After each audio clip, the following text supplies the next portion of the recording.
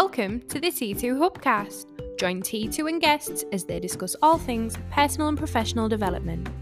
The T2 Hubcast, brought to you by the People Performance People. Welcome to the T2 Hubcast with me, Spencer Locker. And me, Tracy Roberts. Good morning, Tracy. You all right? I'm really good because I've got a full belly. You got a full belly? Yeah. Had a bit of brekkie, didn't we? Brekkie, yeah. I'm so glad you clarified that. Yeah. So full breakfast. Yeah, we're. You know what?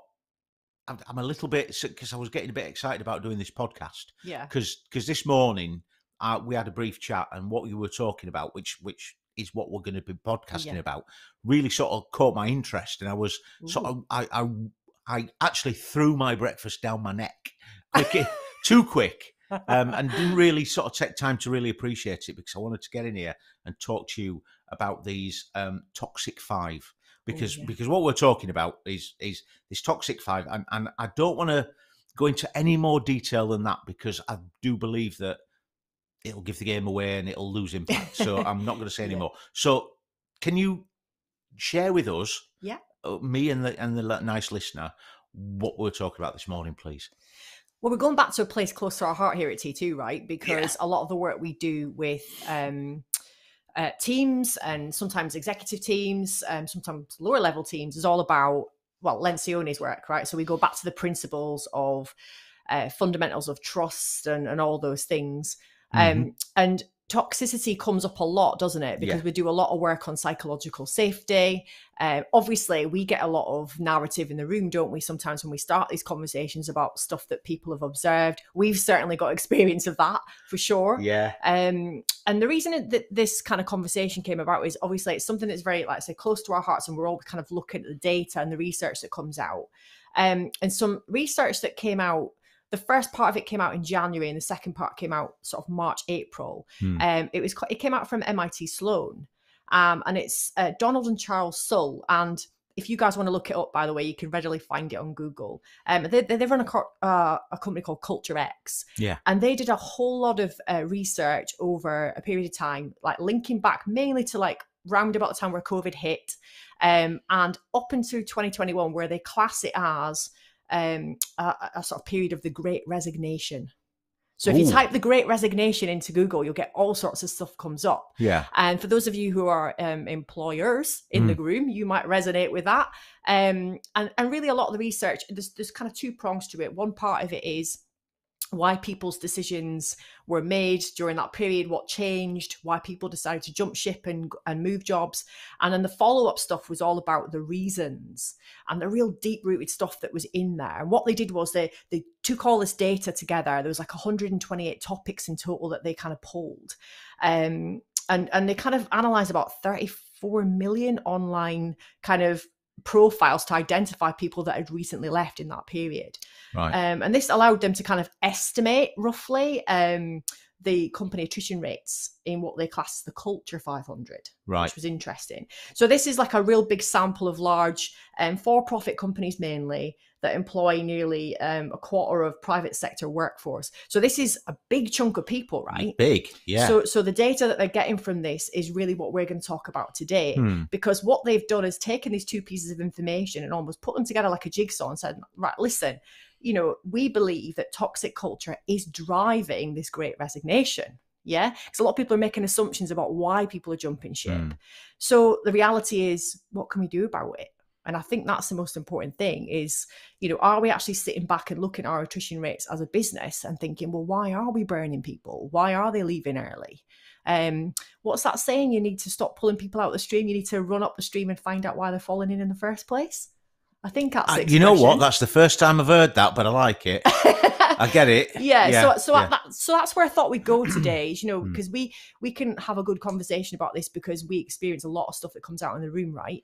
Yeah. Sometimes it can be a bit uncomfortable, can't it? Where we're working with teams. Certainly, but particularly when we're sort of trying to really sort of empathise, and we're sort of prepped for working with sort of middle managers, by the strategic leadership team, the senior leadership team, and they'll say, everything's great, everything's great, we've got lovely people and they're really happy. And then we actually meet the lovely people and discover they're not quite as happy as they seem to think, or they're being told, we're being told.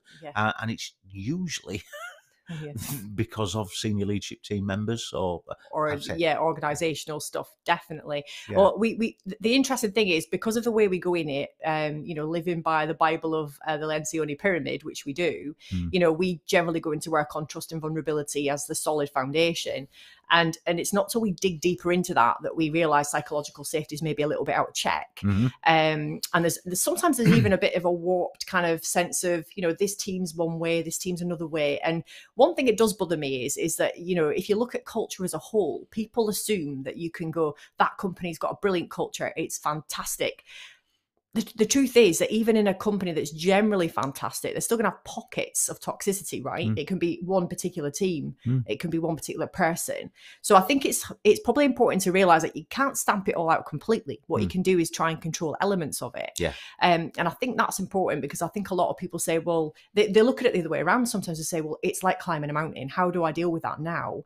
And then other people will say, well, our teams are all great. It's just this one team here, and therefore what's the point? We're kind of missing that jigsaw piece. So it's really difficult. And then when we edge up a little bit further, it kind of comes into this, because we start that conversation around psychological safety. But then when we start to ease into conflict a little bit, that's when it gets a little bit tetchy, right? Because I always talk about the conflict continuum. You've got 0 at this end, where there's total artificial harmony, and everyone's sort of going, smile and wave, boys, smile and wave. And then up at the other end is your 10, where, people are actively going in that meeting looking for a fight. They're picking fights, And the reality is that when we poll most people, where do they put themselves? Probably about a 2 or a 3, I would say. Maybe even lower. And for that reason alone, we know that there's underbelly stuff going on, and people are not, even in a situation where we think we've got good psychological safety, they're still a bit hesitant to kind of say the real big picture, what's really bothering them. And what this research has turned out is actually, it's sometimes not the stuff you think it is. And a lot of it you can control. Yes, and it's the controllables that we like to focus on, obviously. Absolutely. Because don't focus on things that you can't control, because you can't control them. No. It's a waste of time. And right. There's a lot to be said about that, for sure. So it'd be good for us just to chat through what the outcomes of this kind of research is. And then you guys who are listening in now, you feel free to go look this information up and deep dive it, because there's so much stuff in there. We could be on here for like 3 hours.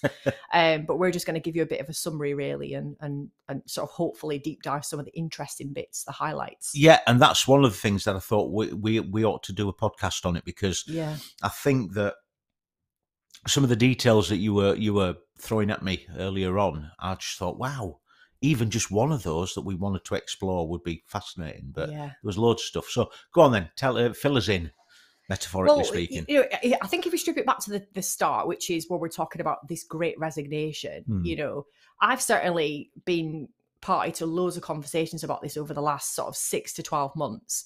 And actually, I was in a position before I came to T2 where, we were having trouble getting good talent, because there's a whole multitude of reasons why businesses lost people during COVID, right? And there's a whole lot of reasons why people jump ship into different sectors, right? So trying to grab people back into a sector was my problem, because they'd all left. I was originally in the leisure sector, and for us, a lot of people, it was completely canned. So they had to go find an alternative, and then trying to convince them to come back. Well, one or two things happened there. They either went, well, no, I've made the change and I'm actually a lot happier. It pushed me to do something I wanted to do and I've been brave. Or they were like, well, what are you going to give me? Because now I'm out of that situation. I see the stuff I didn't like, and I'm less likely to put up with it now. So what the reports kind of suggested was that, 2021 really was the start of the Great Resignation. People started to kind of make, changes to their working patterns, their careers, stuff like that, mainly due to like economic and a lot of psychological aspects. I mean, I suppose there's a lot of soul searching went on over COVID, wouldn't you say? Certainly. I think a lot of people had an opportunity where they hadn't had an opportunity before. And sometimes if they're in a busy situation, they don't analyse too deeply. Sometimes being honest with themselves. They probably wouldn't like what they came up with. So yeah. I definitely felt like that. I think I had a bit of a period where, if we go back to what we teach on our day ones, our 3 primal instincts, survival, okay, we won't talk about the second one, but we'll talk about the third one, purpose. For me, that's where it landed for a lot of people. And I always say that, when you feel like you've lost your purpose a little bit, I feel that's how you lost your way. So I think people did then take time to reflect. And as a consequence, there was a report that said that there was more than about 48% of total employees that were polled at that time were actually considering leaving their jobs, as well as all these people that were mass exodus going out anyway. So that tells us that, there's a lot of problems that sort of happened during that COVID period. And it was down to things like poor responses to COVID. So the way the companies treated people. So I've heard, I've had my own experiences of that. And I've heard from a lot of people in our, in our meeting rooms around how a company tried to deal with that situation, but actually didn't make, the people that work there feel very comfortable, very safe. They felt very disrespected. Some people were gotten rid of pretty unfairly as well, I would say. Very knee-jerk, I think, is probably what I'd say.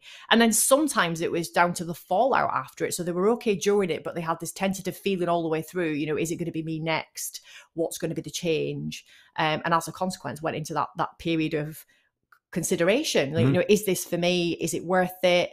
I would also say, from what we hear, people that were working from home during that period, a lot of them worked harder than ever. Would you kind of reflect on that a little bit from what you've heard? Well, from what I've heard, I mean, if we sort of look at it in its entirety, I think that before COVID, there was a lot of employers felt quite reticent about homework, people working from home, mistrustful, and that's I think it's a lot of it was based on a lack of trust. We could spend half an hour talking about that by itself. Where did that come from and why? However, home working was a thing, but not a massive thing. And again, there was a lot of resistance there through a lack of trust. COVID happened where their hand was forced. So people had to work from home. And I think that when people had to work from home, a lot of employers realised that actually my mistrust was unfounded, because people at home really picked up the mantle and sort of went, right, I'm being trusted here. I am a responsible. I am accountable. And because of varying things, so like the lack of a commute, for one thing, the lack of the structure of the day. And when I say the lack of the structure of the day, I mean it's like, well, lunchtime is 12 till 1. When you're in the office, when you're not in the office, you know what? You could be eating chicken and bacon sandwiches at 9:30 in the morning. Talking from experience there. But yeah. So and there's a lot of people, I think, who actually went and started working from home and realised, because beforehand they were a little bit, I don't know whether I could, I don't know if they were good. And when they actually went there, it went, actually, I'm a lot more productive because of a lack of distractions, or a lack of whatever it looks like. So now we've got to the point where people are being productive and people are working from home, but now we don't have to work from home so much. It's not being promoted by the government. So now the bosses, there's another shift. So now the bosses and the leaders are started going, right, okay, so you've had your fun.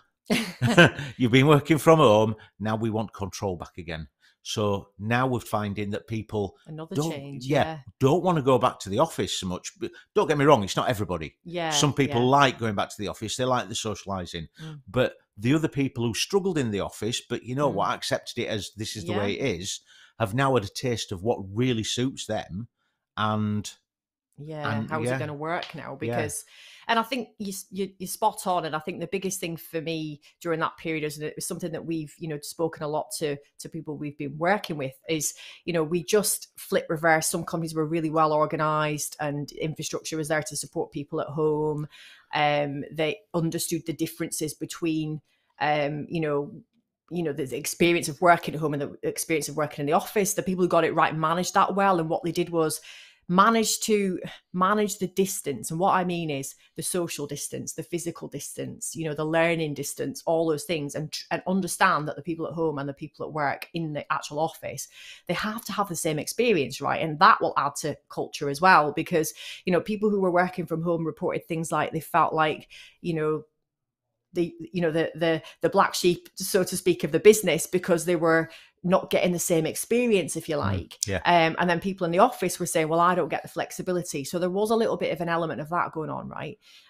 But what's quite interesting about that is that, you know, as well as all the kind of cultural stuff, you know, if we talk about importance relative to compensation in the business, or like, you know, nice things that you can get from a business, you know, the way they look after you, some stuff that came up on top of that, above that, you know, it was things like remote working arrangements so that they have the flexibility and at the right standard. Social events came up really high, you know, which I think I was quite surprised by, because you do think, is that subjective to that business that, you know, people might enjoy? But that doesn't just mean nights out and, you know, eating and drinking. It sometimes just means away days and stuff that, you know, the company subsidizes so people can be together. And then the other thing, this was interesting, was predictive schedules. People reported, you know, that gave them, you know, a higher chance of success, and, you know, made them feel better at work because they can plan their lives. So even if they're remote, or, you know, they're working in the office, the fact that they can plan their life, you know, accordingly, made them feel better. And I can relate to that, because we are a little bit sometimes flying by the seat of our pants, but it's predictive in most cases. We know what's coming, so we can plan for it. And what that does tell us is that people want to do a good job, but they just want to be able to plan around it, right? So, you know, it's quite interesting to see that, you know, there's a bit of reflection on that really from companies. You know, if they are quite organized and they give people the autonomy, but the organizational aspect, that's going to help with that cultural thing. Because, you know, it's that work-life balance, isn't it? That's going to affect the cultural stuff as well. And that's really important to most people. So looking at all these things that people are reporting back, pinpointing these things can probably help you focus quite quickly on avoiding employees being disengaged, even quitting, you know, reducing our attrition rates. Because what we want to do is keep people, and we want to nurture them. And we all know what a turnaround does for a business. It's the upheaval, it's the cost, you know, it's just that lack of person sort of element, isn't it? You know, keeping the kind of flow going in the business, the people in the know, and keeping them nurtured. So I thought it was quite an interesting piece to read, because those things there, just those things I pointed out there, I didn't expect that. The other thing that came out was that companies that earmark themselves as innovative had much higher attrition rates. Really? Yeah. So if you think about businesses that really kind of, that's their big USP, and they're fast moving, and they're having to, you know, change direction and just move at a really increased rate. Well, what you'll find in a business like that is everyone's excited by it. But when they get there, the reality is more hours, more pace, more stress, more likely to have burnout, less work-life balance. So actually their tenure is shorter, because after a while they think, right, okay, this, you know, although I love this product or this innovation, for me, it's affecting my life. And as a consequence, some of these toxic traits start to come out, don't they? Yeah. So I think, yes, for me, I think that's really interesting, because there's a direct link between toxic behavior and traits, and also physical and mental health, isn't there? Yeah, certainly. When we start considering the nobody in best self has toxic traits. No. This is the thing. It's like when we start talking about our unconscious motivators, nobody in best self micromanages.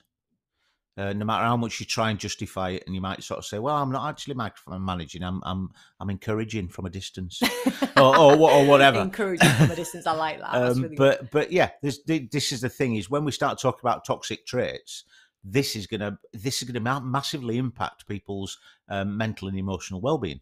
Absolutely. And when people are more aware of that, and when people have had the time recently to analyse that and sort of come to terms with it, and sort of go, right, okay, so what does a good me in a good place look like?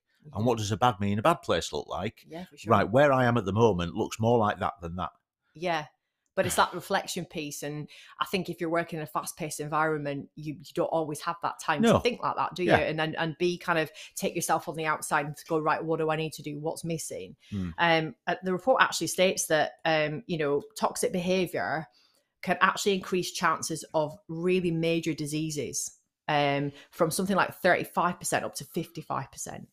Crikey. Didn't think it was that bad. But think about it. I think if you think of what what your body does under stress in most cases, all the associated stuff. I mean, we know, well, you've got to look after yourself. I always, again, explain it like a jigsaw puzzle. Like if you feel like there's a piece missing, like if you're not getting enough movement, you're not getting enough nutrition, sometimes your picture doesn't quite feel complete. That's how I explain it. A couple of weeks on the road, when you're out of habit, we can probably reflect on that, can't we? Your food's not quite the same, your exercise, and I think for most people, if you add that up and then put that into a significant amount of time, 6 months, 12 months, 4 to 8 months, whatever it might be, that's going to put a lot of pressure on the body, isn't it? So for that reason alone, I think that it's important for us as both employees to kind of understand that effect on us, but also employers to think, well, we want to stop this churn. We want to look after people. We want to get in there early, don't we? We want to say, right, what is it that's making these people decide just to change direction completely? Or, what's going to make them leave us and go to another business? And it's normally linked to, the external factors, what you see of that company's culture, right? So those with good cultures, good Glassdoor reviews, always a good place to look, isn't it? And they're a good reflection generally because they're very honest reports of that company's culture and obviously what it stands for. In terms of a good culture, what you do see is that there is major differences between even companies in the same kind of business. So one example that they give is that, within one particular kind of environment, there was workers that were 3.8 times more likely to leave Tesla than Ford. Okay, and I thought that was quite incredible. Yeah. And what that tells me is that when you go and look at those businesses and what they're actually putting out there, the reality of being in that business, because we all know that the shop front's not always, a reflection of what's behind the scenes, right? That can just be a shop front, literally. And the report really digs into that, which is really interesting. It actually looks at lots of different industries, which I found fascinating. And you can have a look on there and see whatever industry you're in, if you're listening in now, what that looks like. Because you're probably feeling it anyway, right? You're probably feeling like, are you finding it hard to get good staff? Or have you been, losing people really, really quickly recently? What are the causes for that? So just on that subject, do you think that some organisations which do have a high churn rate, if you like, do you think that, I mean, I'm not saying it's one person in particular, but do you think people sort of think, well, the right people will stay and the wrong people will go? And if you're leaving, then that means you were the wrong person. Yeah. And there's that sort of stubborn, blinkered sort of attitude towards that. I've definitely been in organisations where it's a little bit like that. So I think it's a really good observation, and it's a brave observation because, sometimes it does happen that the people that make the decisions do put those glasses on and see things differently. But I think that, if companies really do want to survive, they're going to have to start looking at this stuff now, right? Yeah. And, that expression of culture eating strategy for breakfast is so right. You can go into the right, this amazing business, have great opportunities, get paid really well, but just be treated really unfairly, not feel complete, not being best self, all those things. And it feels exhausting because, when we speak to people and say, right, so if you've experienced this and you've got, low levels of psychological safety and you feel like you're being triggered constantly and you're in shadow behaviors, therefore not giving your best self anyway, how does it make you feel? And the way that I explain it based on what I get back from that is it's like being, on the stage all day. Like imagine having to remember all your lines all day, act a certain way, being a different character. Yeah. By the time you come off the stage at night, exhausted. Well, yeah. I mean, to be honest with you, I mean, I know people say the world is a stage, but getting on your feet and informing, being informative, being entertaining, that's what we do. Yeah. And we know that at the end of a day, we're knackered. And if we've been out delivering and we've been sort of in flow state and working that's it positive and state, like definitely. So we find that exhausting. So imagine having to act up all day. Imagine having to put that smile and wave kind of scenario on, or the opposite, going into every single meeting feeling triggered, walking into the staff canteen feeling not yourself, not having anyone to speak to in the business, your colleagues feeling, miserable, unfairly treated because, you know, there's favoritism going on, you know, all these things. Just one of the things that you mentioned there, going into a meeting and feeling triggered all the time. Yeah. We had, many years ago, we were talking with an organisation who were basically preparing to let a director go because he was a negative influencer. And we were talking, I mean, this was an organisation that we worked with that didn't, I suppose they didn't fully sort of embrace what we're talking about. They embraced what suited their agenda, of course, and sort of discarded the stuff that didn't suit their agenda. So they picked up on the fact that about positive and negative influences, and this person, well, every time he comes in a meeting, he's snappy, he's distracted, he's biting people's heads off, and blah blah blah blah blah. So he's a negative disruptor. So let's grease the slope and get rid of him. Yeah. Actually, when we were analysing it, he was getting triggered going into directors' meetings because there was no agenda. There was no official discussion. There was no examination. There was nothing apart from being a boys' club, comparing and contrasting cars and boats and flying lessons and and this guy was getting. So actually, he wasn't really a negative disruptor. He was basically getting triggered because he wanted to do stuff. Yeah. He wanted to do what was right for the business, right? Yeah. So we've got to sort of consider the perspectives, haven't we? And who is what. And if you're getting triggered going into a meeting, why is that? Why is that? I always get people to reflect on that, because when we're talking about triggers, I sort of say to people in the room, visualize someone, you know, that when you just put their face in your mind's eye, you get triggered, and everyone laughs. And I'll say, but sometimes that is the reality, isn't it? You know, you've got that gremlin in there that's going, yeah, you've had a few interactions with this human. Yeah. You don't like what they do. You don't like what they stand for. Their values are not your values, all those things. Therefore, before you even get there, you're in that state, aren't you? And that's what we're trying to avoid. So we're sort of advising people to kind of get to know other humans and get the best from them.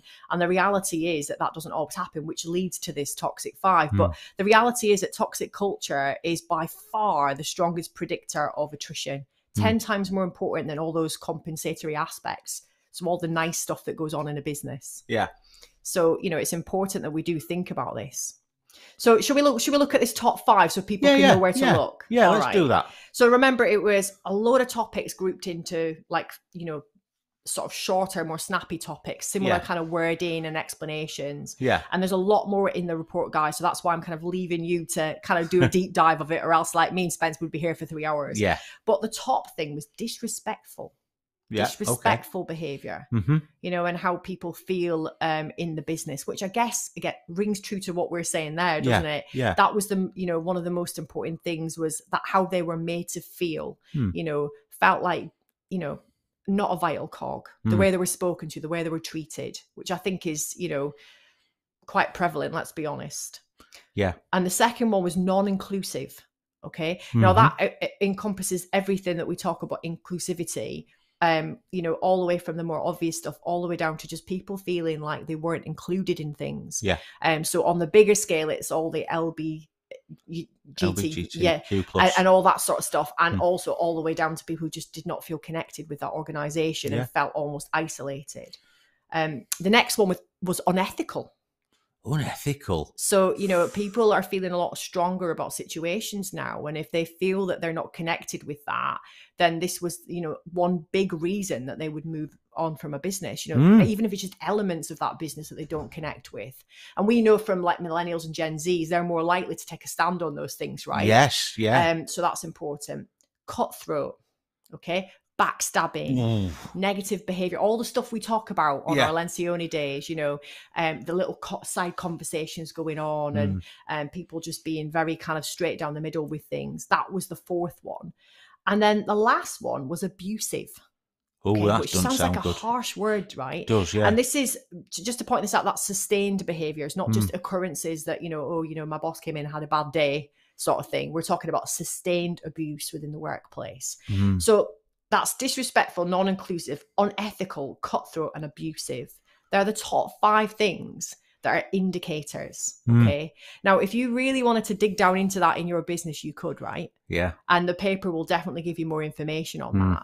But the reality is, if we can look at that in more detail and consider how we can affect those things, essentially, you know, the maths and the connection is there. We can start to see where these toxic pockets are, you know, popping up. This is not a place where you stick your fingers in your ears, you fit your blinkers and go, la, la, la, that's not us, that doesn't apply to us. This is really, this is possibly the ultimate honesty exercise, isn't it? It sure is. And I think for anyone listening in now, you know, like I say, we'd love to dig into this in more detail. But I would really recommend you kind of taking some time to look at the research and think about your toxicity levels. Yeah. Yeah, you're right. And you know what, Trace? I think we're going to come back on this because we've come to the end of the time. Yeah. So, Tracy Robertson, the Toxic 5. Sounds like a band, doesn't it? Yeah. Thanks, Tracy. See you again soon. Thank you.